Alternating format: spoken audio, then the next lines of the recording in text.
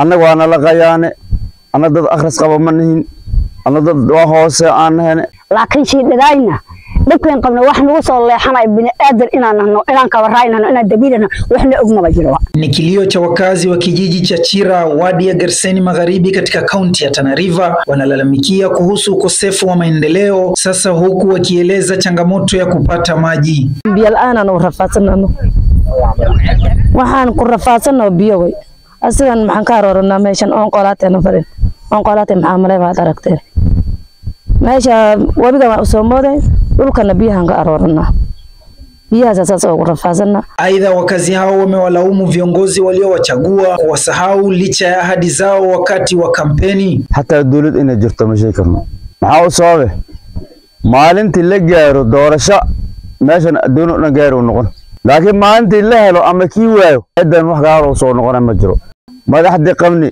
intii wax noo darleed lugtayna saareen lugt ana la saare haddii wacdiba ninkii waa madaxda ku ah ku istaago adi inta ka bixisa maxaan rabnaa iskuulka in noola hagaajiyo biyo noola keeno haqa naga maqan. Hata hivyo, wenyeji hao wameitaka serikali kuwakumbuka kwa mpango wa maendeleo ikiwemo ujenzi wa barabara, shule na hata kutatua changamoto ya maji. Gerseni barabara uma qabnaa mas'uul ku goosanayno isbitaal aan rafaasana biyo birkosi dhawaan ka qam isguula u baahan kila kitu waxa u baahan asaas ogaanaysiin.